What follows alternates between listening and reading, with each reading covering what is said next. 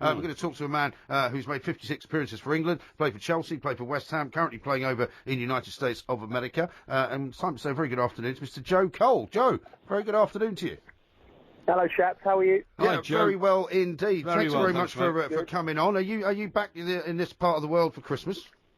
Yes, I've got it's a long, obviously playing over in America. It's a long time off. So I've got 3 months off to enjoy my Christmas, enjoy the New Year, and first time in forever. So right. Yeah, I'm gonna look forward to it. Joe, you're constantly looking for new challenges. You've done so much for football in this country. In addition to all your medals, your honours, you're trying to help out at Coventry. What's the challenge in America, and how's it going? Yeah, it's going very well. The owner's, he's very serious. I don't know what you know about American soccer, but Yeah. it's like the league that we was in last year is like a rogue league. It's not affiliated with the MLS, but I think the Rowdies, the plan was that the owner wants the club to be one of the biggest franchises in American soccer. So obviously that means navigating your way to the MLS at some point, I would imagine. Right. So he loves football. The owner, he's pumping a lot of money and resources into the town, and he's good. He's good. It's an experience, and I'm enjoying my football again. That's great. There've been several attempts over the decades, Joe, probably even before you were born, to try and make football, stick in America. Do you think this time it will? I think so. I think personally, the problems before in the 70s when Pele and them boys went over there, Rodney Marsh played for Tampa Bay Rowdies. Yes. And, I think the infrastructure wasn't right underneath. Kids love it out there. Like all boys and girls under 16s, it's the most played sport. Yeah. And I think what's happened now is they got, American soccer, football's got the infrastructure's getting better, proving it, and these kids that are playing it at a young age are now seeing it as a career. Yeah. And you got the lad at Borussia Dortmund who's gone into Europe, the young boy, the winger, the American guy who they think could end up possibly being one of the best players in the world. So Wow. I think that's the difference now. Like they're the homegrown infrastructure players. underneath. They're growing it slowly. Yeah. And they're trying. I mean, there have been a couple of sort of expansion teams, haven't there? Because that was how Manchester City's New York City started. Frank Lampard went there and everything else. What's happening with David Beckham's team down in Florida? Because he's meant to be starting that up in Miami, isn't he? Still? Yeah, I mean that's on the other coast. That's Miami. I'm not 100% sure.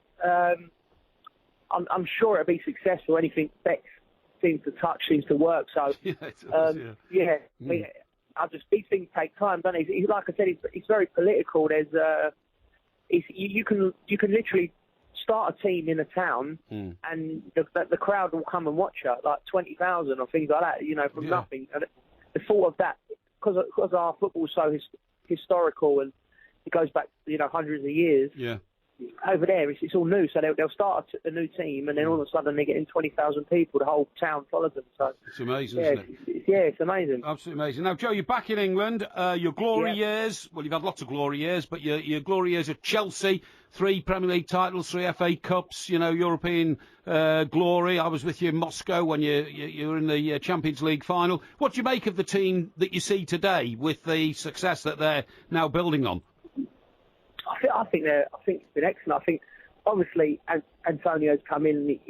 The benefit of not having European football. Obviously, we all want European football. He's able to really get his philosophy across in the way they want to play.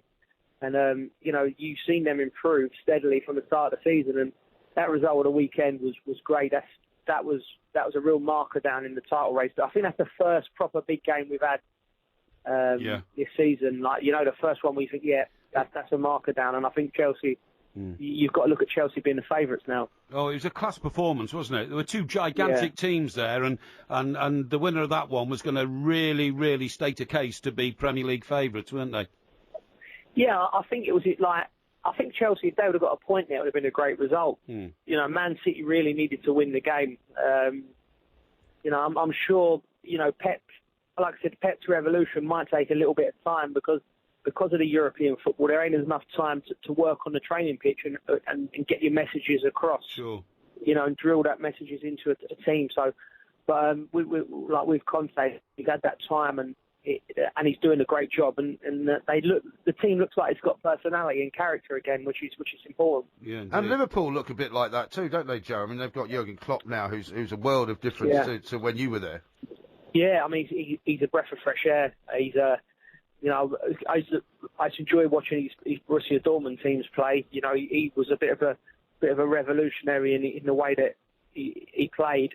And yeah, Liverpool look a threat. I think they'll go close as well. I'm pretty sure. I mean, a disappointing result for them at the weekend. You know, but I think with the way you play when you play with a high press, everyone keeps talking about Liverpool's defenders not being good, but you know, when you're playing with a high press, you're defending on the halfway line. You know, it's tougher than defending on your 8-yard box. It is. So I feel for them.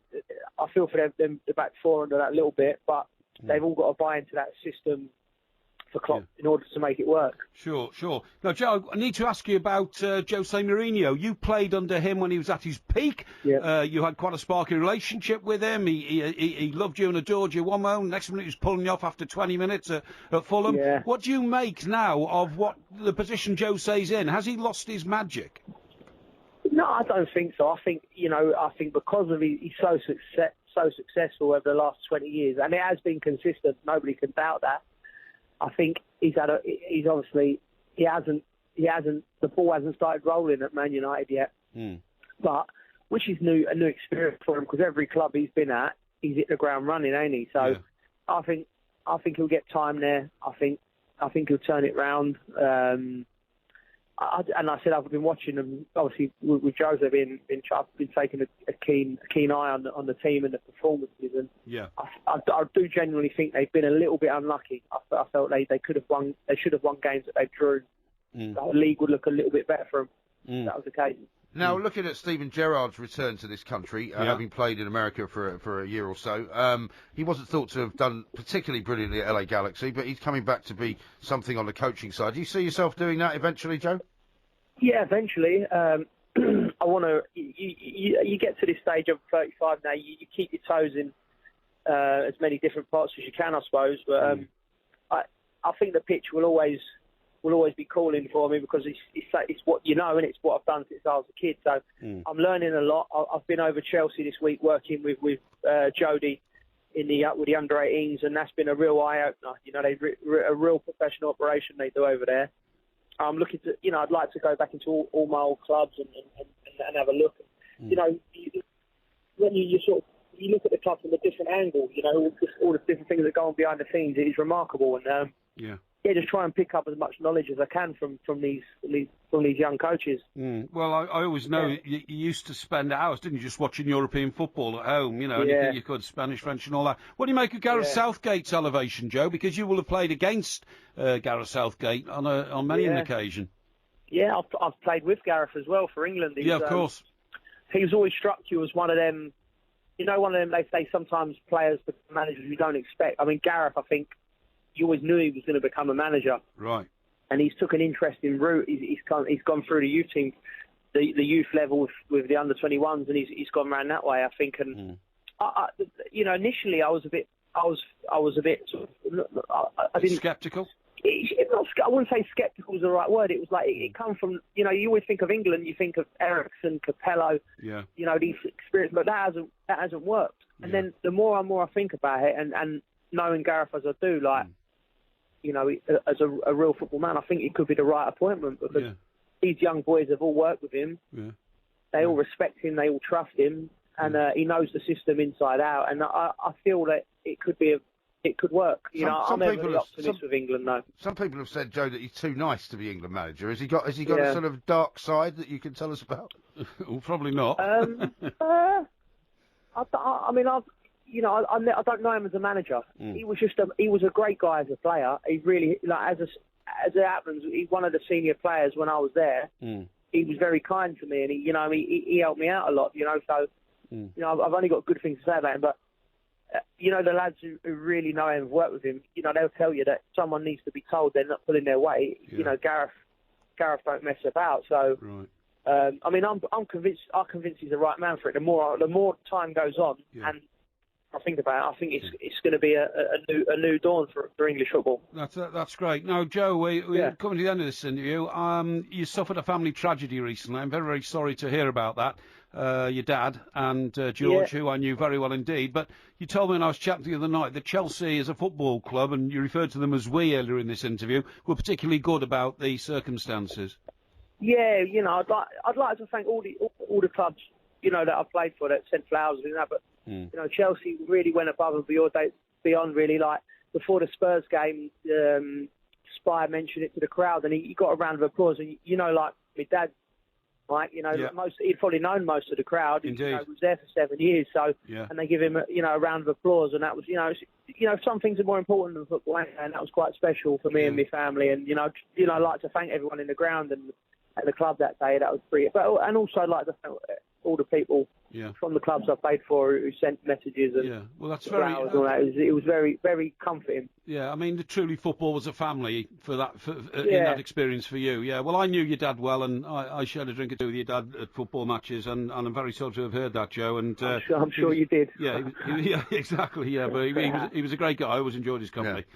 Joe, thank you so much for coming on today. Yeah, thanks very much for taking the time to talk to us, Joe. Thanks, guys. Good luck. Have a good Christmas and good luck going back into the game in Florida. Thanks very much. Merry Christmas, chaps. Thanks very much indeed, Joe. Take care. Joe Cole there talking to us right